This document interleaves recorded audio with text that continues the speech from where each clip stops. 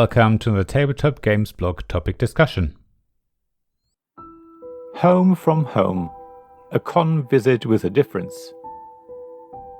I always love going to board game conventions, shows, conferences, or whatever you want to call them. Just walking into the halls and seeing lots of excited people who share the same hobby is invigorating. The prospect of catching up with friends whom I might not otherwise see is wonderful. Finally meeting the people I only know from social media face to face is fabulous. Board game events are always very much like a home from home.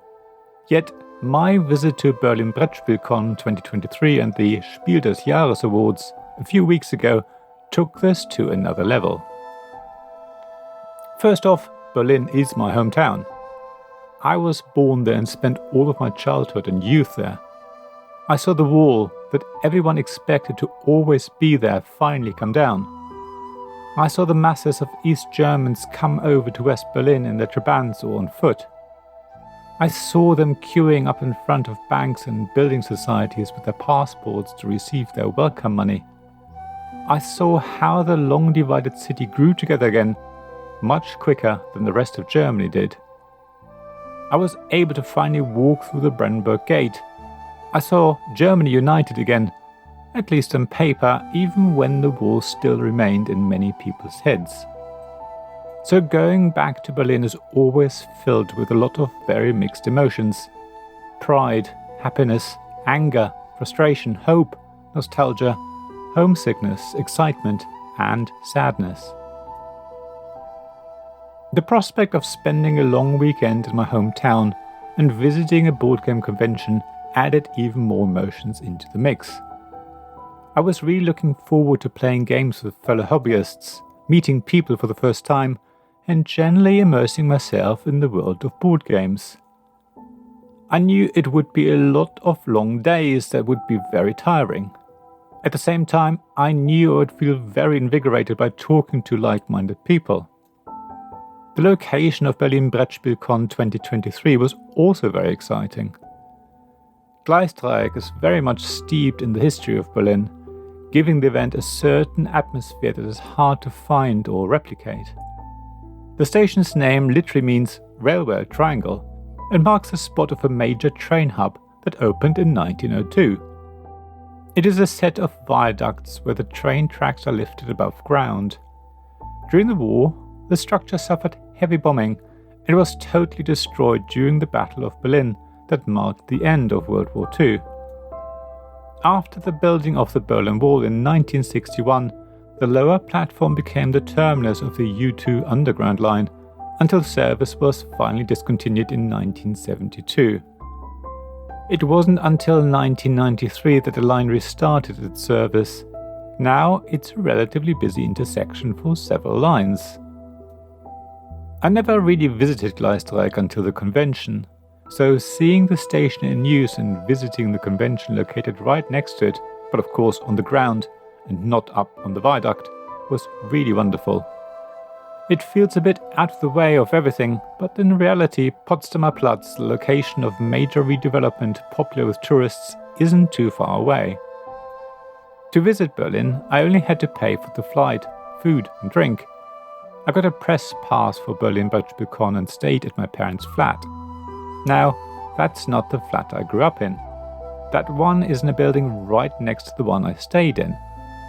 So I could see the window that I had often looked out of when I was playing in my room, but I was unable to go back in. I felt nostalgia and a pinch of loss. It also felt quite weird staying in my parents' flat. It's a small studio flat, so my parents had gone away to let me stay there by myself. Yet, on my previous visits, my parents had been there, and I had been with my wife and daughter. Additionally, board game convention visits are intrinsically linked with staying in a hotel or B&B. So being in my parents' flat all my own was really strange.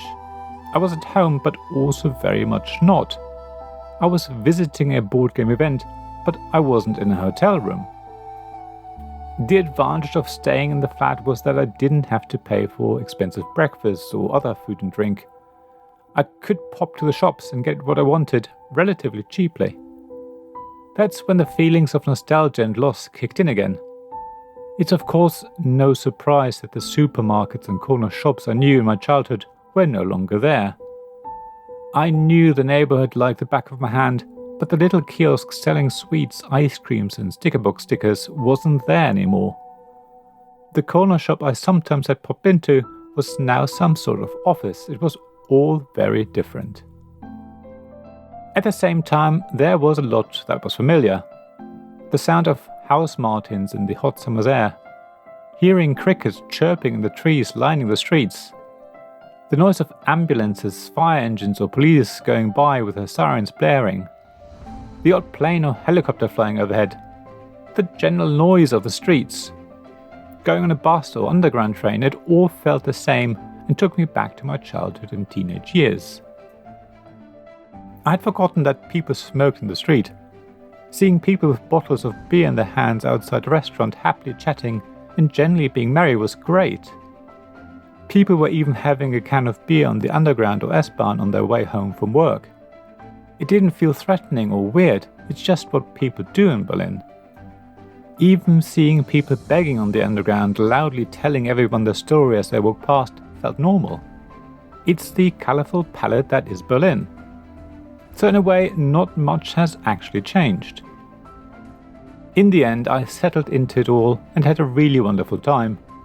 I am grateful that Berlin Brettspielcon 2023 gave me a free press pass. I feel honoured that Spiel des Jahres invited me to the awards ceremony and the press conference the next day. Bumping into Ben Maddox from 5 Games for Doomsday was great, and his offering to play a game of Blood Bowl Team Manager with me during the game night before the convention meant a lot to me. Seeing Uli Blennemann from Spielworks in person for the first time and receiving such a warm welcome from him was very special. Speaking with exhibitors and getting demos, forging new contacts and getting a glimpse of new and upcoming games was so invigorating. I think I even made a couple of new friends, if I may be so forward. So yes, thank you Berlin for having me back and looking after me. I'm so proud to be a Berliner. I hope to see you again soon.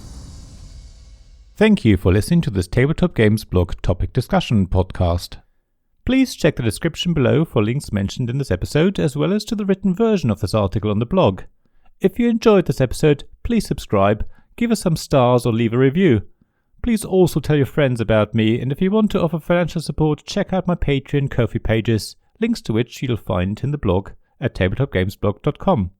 So thank you again for listening, and I hope to see you again soon. This podcast was made possible by the generous help of my supporters.